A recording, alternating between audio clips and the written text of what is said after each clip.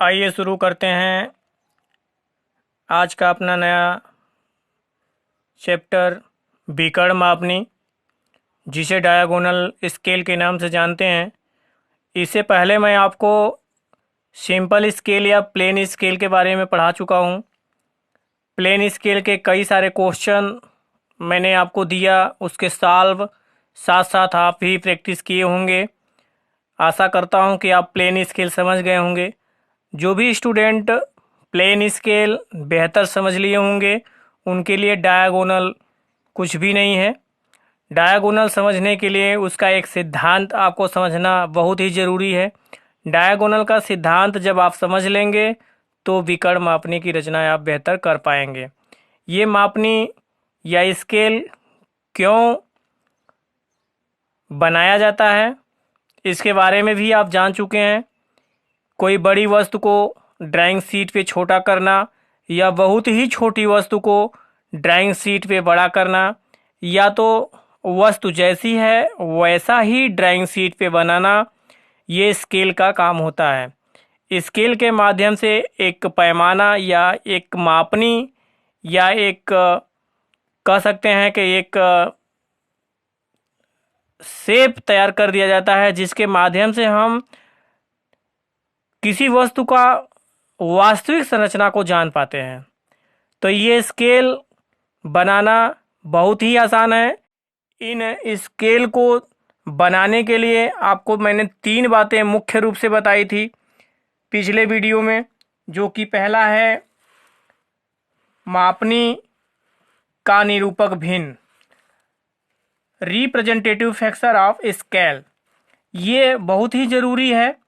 दूसरे नंबर पे है प्रस्तुत करने की इकाई, the unit to be represented, मापनी जो बना रहे हैं वो किस इकाई में होनी चाहिए, ये बहुत ही ज़रूरी है। और तीसरा है मापनी की लंबाई, the length of the scale.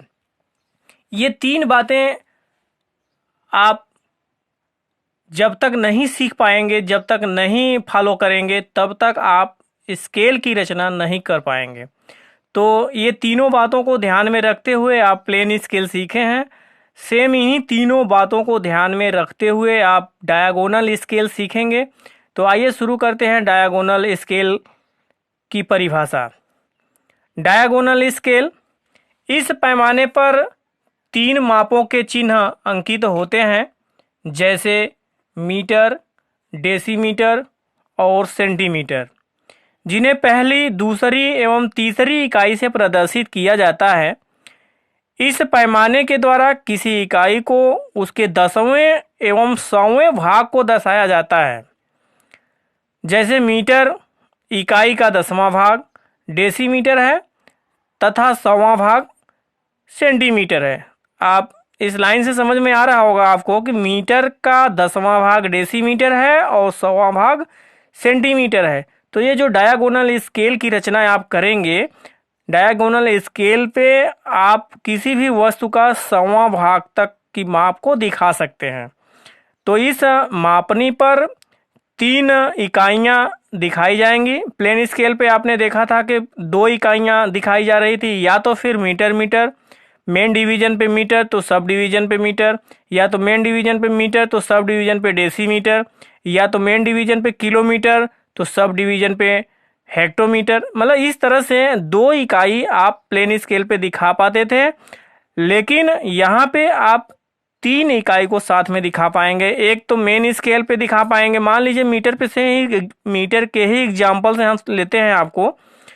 Metre, अगर मेन डिवीजन पे मीटर दिखाए हैं तो सब डिवीजन पे मीटर दिखाएंगे, तो आप डायगोनल डिवीजन पे भी आप मीटर ही दिखाएंगे। या तो 3 इकाई साथ में चलेंगी, मीटर मेन डिवीजन पे है तो सब डिवीजन पे डेसीमीटर है, तो डायगोनल डिवीजन पे जो डायगोनल स्केल की रचना करेंगे, डायगोनल स्केल पे आप सेंटीमीटर भी दिखा सकते हैं। तो मीटर का या सेंटीमीटर 100वां भाग हो जाएगा, क्योंकि 1 मीटर में 100 सेंटीमीटर होता है। तो किसी वस्तु को मीटर में प्रदर्शित करते हुए हम उसके 100वें भाग तक जा सकते हैं।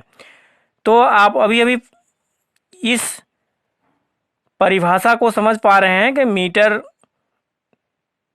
डेसीमीटर और सेंटीमीटर, ये 3 प्रकार के चिन्ह अंकित होंगे। ये किलोमीटर, हेक्टोमीटर और डेकामीटर हो सकता है, या हेक्टोमीटर, डेकामीटर, मीटर हो सकता है। ये गज, फुट, फलांग हो सकता है। मतलब ये किसी तरह की इकाई हो सकता है। तो जैसा आपको क्वेश्चन दिया जाएगा या जिस तरह का वस्तु का माप होगा, आप उस तरह से स्केल की रचना करेंगे। तो यहाँ पे देखिए, इस पैमाने की सबसे छोटी इकाई अर्थात तीसरी इकाई एक बिकड़ पर पढ़ी जाती है, इसलिए इसे बिकड़ पैमाना कहते हैं। आपको इस परिभाषा या इस लाइन से समझ में आ रहा होगा कि यह समरूप त्रिभुज के सिद्धांत पर आधारित है। समरूप त्रिभुज मतलब समकोण, सिमिलर त्रिभुज के सिद्धांत पर आधारित है। इसमें तीसरी इकाई पढ़ने हेतु दूसरी इकाई को प्रदर्शित करने वाली दूरी को कई बराबर भाग में विभाजित करना पड़ता है।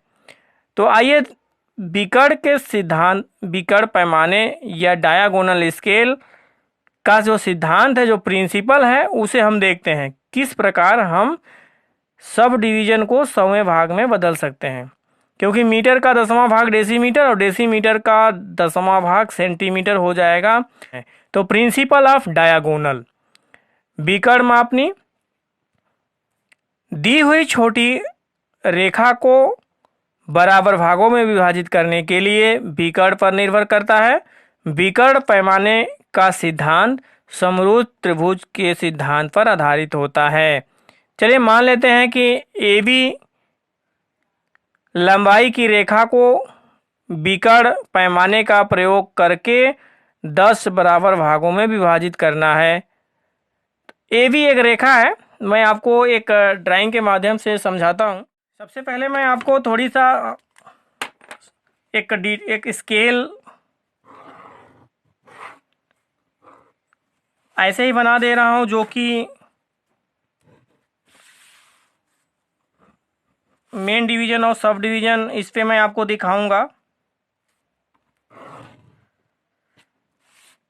चलिए मान लेता हूँ, मैं ऐसे ही बांट के आपको सिर्फ समझाने का प्रयास करता हूँ। ये कितना लंबा है इस पर मत जाइएगा आप। ये देखिए, इधर मीटर, ये मेन डिवीजन, इधर दाएं तरफ मेन डिवीजन, बाएं तरफ सब डिवीजन है। 1 2, ये 3, ये 4, ये 5 मीटर हो गया। इधर भी अगर बात करें तो ये मीटर इधर भी है, 1 मीटर इधर भी है।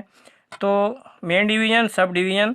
अब अगर इसमें हम 1 मीटर में 10 डेसीमीटर होता है, तो अगर इसे हम 10 बराबर भागों में बांट दें, 1 2 3 4 5 6 7 8 9 10, ये 10वां भाग हम इसे अगर बांट दें, मैं आपको इसे अंदाजे से बता रहा हूँ सिर्फ समझने के लिए, क्योंकि आप प्लेन स्केल ऑलरेडी पढ़ चुके हैं। इसकी वजह से ये आपको थोड़ी से अच्छे से समझ में जल्दी से आ जाएगा। तो देखिए, ये सब डिवीजन 10 बराबर भागों में हो गया। मेरा ये जो थोड़ा थोड़ा खाना है, ये थोड़ा बड़ा छोटा है। मैं क्योंकि अंदाजे से आपको जल्दी से जल्दी करके दिखाने के लिए ऐसा किया हूँ। तो ये 1 डेसीमीटर, 2 डेसीमीटर, 3 डेसीमीटर मिला के यहाँ तक 10 डेसीमीटर जब हो जाएगा, तो ये 1 मीटर के बराबर हो जाएगा। अब बात करते हैं बिकड़ की, जो कि अभी आप यहाँ पे प्रिंसिपल पढ़ेंगे। अभी मैं आपको प्रिंसिपल बताऊंगा कि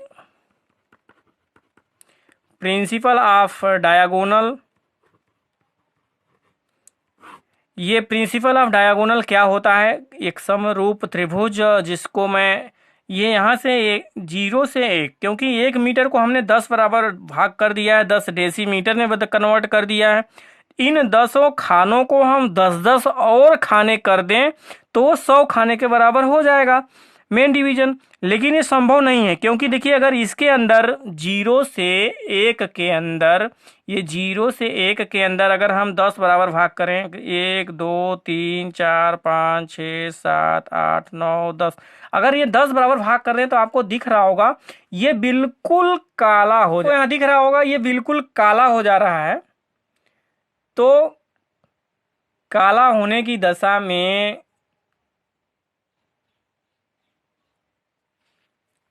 आप देख रहे हैं कि ये 10 बराबर भाग हमने कर दिया। ये 10 बराबर भाग करने पर ये जो लाइन काला हो गया, ये एक भी लाइन जो एक भी भाग है, एक डिवीजन है, ये अलग अलग दिखाई नहीं दे रहा है। ये मतलब 10 सेंटीमीटर, मतलब 0 से 1 डेसीमीटर को अगर हम 10 बराबर भागों में बांटें तो एक खाना 1 सेंटीमीटर कहलाएगा।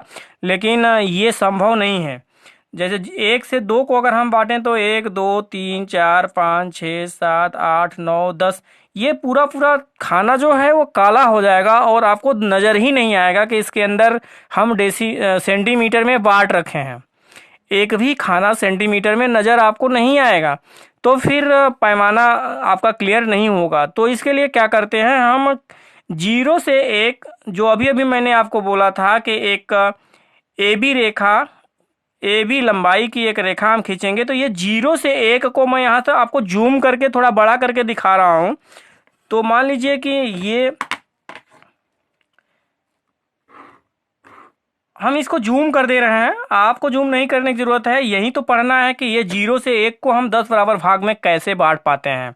तो ये मान लीजिए यहाँ पे 0 है, यहाँ पे 1 है, ये इसके अनुरूप अगर इसको हम जूम करके दिखा दें, ये जूम करके दिखा दें यहाँ 0 से 1, तो ये रेखा 0 से 1 वाली रेखा बिल्कुल छोटी सी रेखा है, 1 डेसीमीटर के बराबर है। इसे 10 बराबर भाग बांटा जा सकता है क्योंकि मैं इस लाइन को बड़ा कर दिया हूँ, जूम कर दिया हूँ। लेकिन आपको यहाँ पे तो आप इस लाइन को जूम नहीं कर पाएंगे, अपनी कॉपी में नहीं जूम कर पाएंगे। एक लाइन को मैं आपको एग्जाम्पल बतौर जूम करके दिखा रहा हूँ।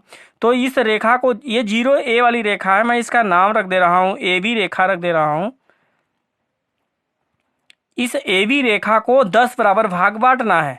यहाँ पे 10 बराबर भाग हम बांट रहे हैं तो क्या हो रहा है, पूरी जो लाइन है वो काली काली हो जा रही है और एक भी भाग अलग अलग नहीं दिखाई दे रहा है। तो ये 0 से 1 वाली जो रेखा हमने AB में बदल दिया है, इस पे क्या करेंगे, हम B पे एक लंब डाल देंगे। हम लंब नीचे की तरफ डाल रहे हैं क्योंकि ऊपर पिक्चर बना हुआ है, तो हम यहाँ पे एकदम बिल्कुल लंब डाल दे रहे हैं। ये 90 डिग्री का लंब हो, ये क्या करेंगे, हम इसके विकर्ण में कन्वर्ट कर देंगे। मतलब 0 से, ये मान लीजिए AB, और यहाँ पे जो हमने लंब डाला है ये C बिंदु पे लंब डाला है। C बिंदु पे लंब हम A और C को मिला देंगे तो ये क्या कहलाएगा, ये विकर्ण कहलाएगा। जो इस पैमाने में आप पढ़ रहे हैं विकर्ण, इसी का नाम है विकर्ण पैमाना।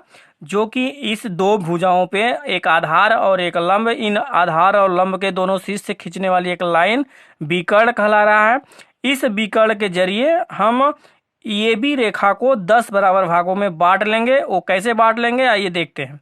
तो BC रेखा को क्या करेंगे, हम 10 बराबर भागों में बांटेंगे।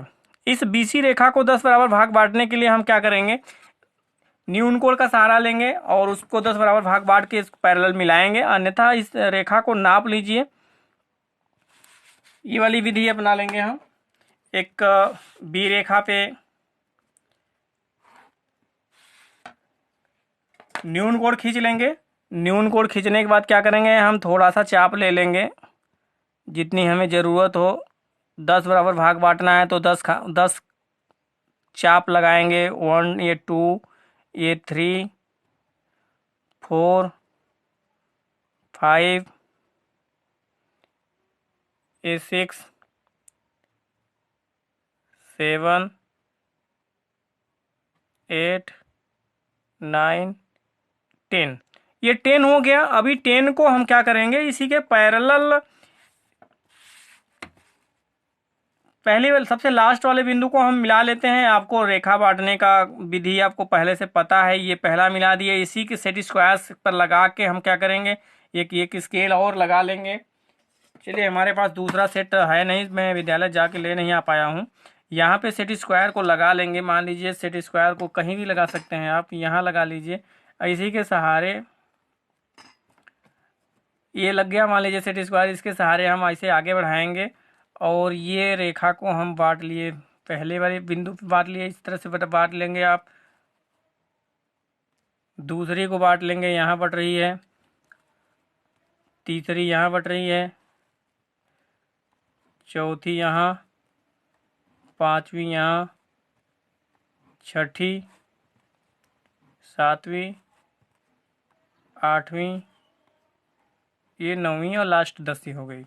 तो ये 10 बराबर भाग हो गया। ये यहाँ से देखिए, B से 1 हो गया, ये 2 हो गया, ये 3 हो गया, ये 4 हो गया, ये 5 हो गया, ये 6 हो गया, ये 7 हो गया, ये 8 हो गया, ये यहाँ पे आया हुआ 9 हो गया, ये यहाँ पे 10 हो गया। मतलब ये जो लाइन बीसी लाइन है ये 10 बराबर भाग हो गया। हमें बांटना देखिए कौन सा है, बी ए बी लाइन बांटना है, जो कि 0 1 वाली लाइन है। इस 0 1 वाली लाइन को हमने ए बी में बदल दिया है, और इसको बांटने के लिए हम इसे न बांट के हम इस लंब को, बीसी लंब को बांट रहे हैं, तभी ये लाइन बढ़ जाएगी। क्यों बढ़ जाएगी? इसी विकर्ण के सहारे बढ़ जाएगी। आइए देखते हैं। तो ये लाइन को बांटने के लिए हम क्या करेंगे, ए से बिल्कुल ए बी के पैरेलल लाइन खींचेंगे। पूरा 1 से 9 तक की जो लाइनें यहाँ पे मार्क लगा रखे हैं, सेट स्क्वायर का सहारा लेंगे। ए बी पे सेट स्क्वायर को सेट करेंगे। एक सेट स्क्वायर हो गया, दूसरा सेट स्क्वायर यहाँ लगा लेंगे, इसके थ्रो इधर बगल में लगा लेंगे, और उसके सहारे नीचे बढ़ाएंगे आप। और ऐसे बढ़ाते हुए बिल्कुल सेट स्क्वायर के पैरेलल बढ़ाते हुए, ये वाली लाइन के पैरेलल आप बढ़ाते हुए बिल्कुल ऐसे खींच देंगे। दिख रहा है आपको? ये बिल्कुल पैरेलल खींच देंगे। जब इस तरह से पैरेलल खींच देंगे आप,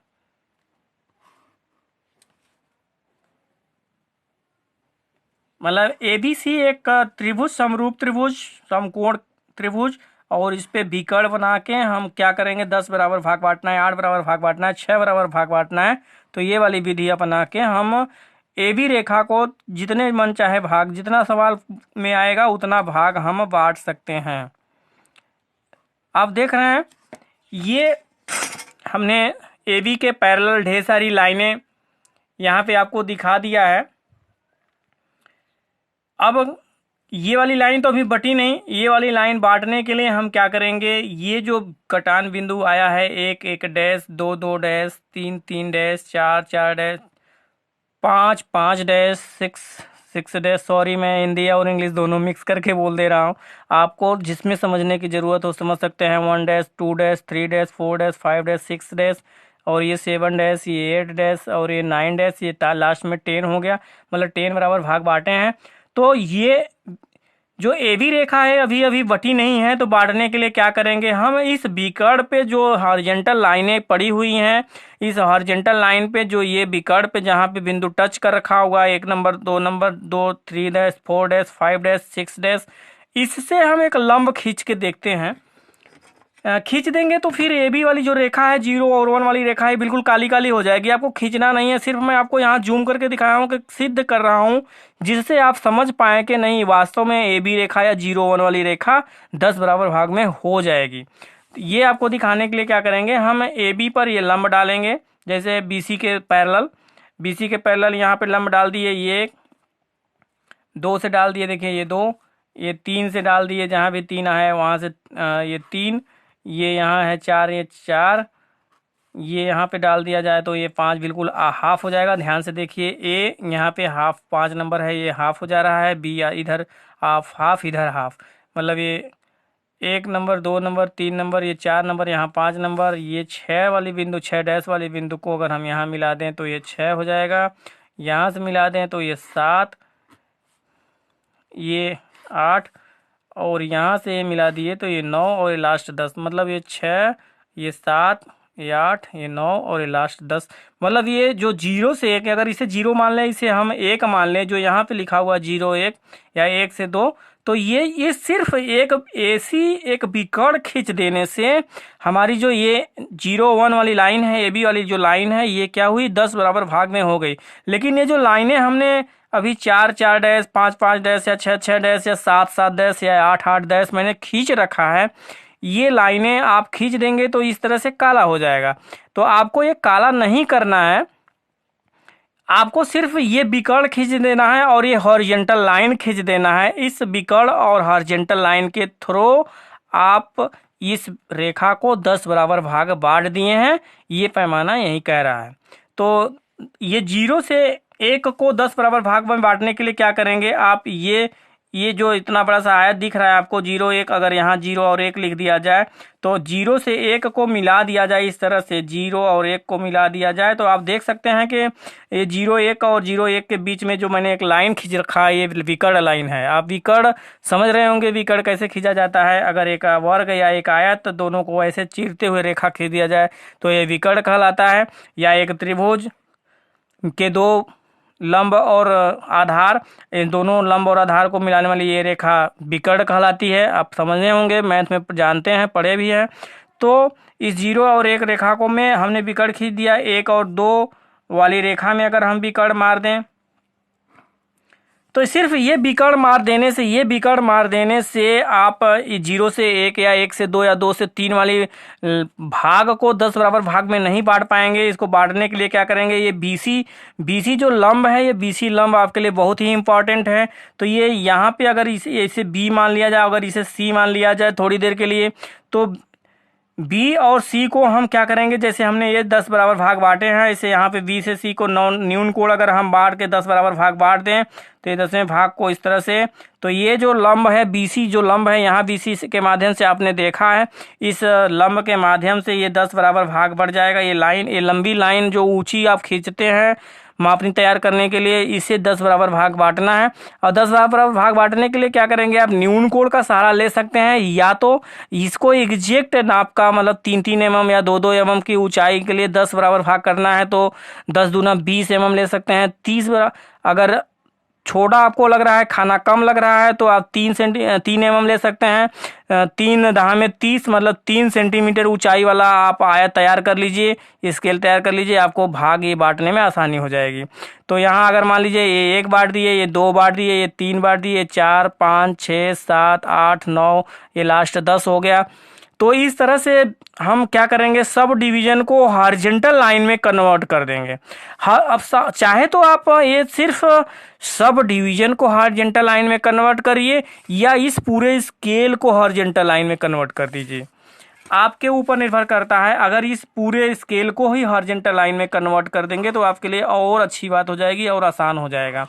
तो ये देखिए, मैं पूरे स्केल को, जितना बड़ा स्केल आप बनाएंगे, जब से क्वेश्चन आपको मैं आगे दूंगा तो क्वेश्चन के माध्यम से मैं भी आपको समझा दूंगा, तो ये पूरे स्केल को आप ऐसे हॉरिजॉन्टल लाइन में कन्वर्ट कर देंगे। आप ये पूरा इस मापनी जो आप ये स्केल तैयार कर रहे हैं, डायगोनल स्केल में आपको हॉरिजॉन्टल लाइनों का समूह ढेर सारा खींचना होगा, जो कि 10 बराबर भाग होगा। मैं कहने का मतलब कि 1 मीटर का 100वां भाग 10 भाग, डेसीमीटर 10 बराबर भाग हो रहा है, सेंटीमीटर भी 10 बराबर भाग हो रहा है। तो आप क्या करेंगे, यहाँ मीटर लिखेंगे, यहाँ पे आप क्या लिखेंगे, डेसीमीटर लिखेंगे, और यहाँ पे आप क्या लिखेंगे, सेंटीमीटर लिखेंगे।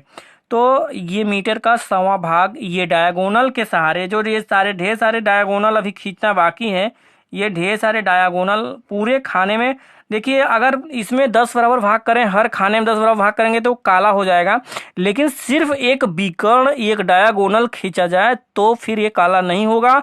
और इस हॉरिजॉन्टल लाइन के जरिए, जिसके माध्यम से आपने ये देखा है हॉरिजॉन्टल लाइन, और इस विकर्ण पे जो हमने लंब खींचा है, ये ए बी रेखा को 10 बराबर भाग कर दिया है, आपके सामने दिख रहा है।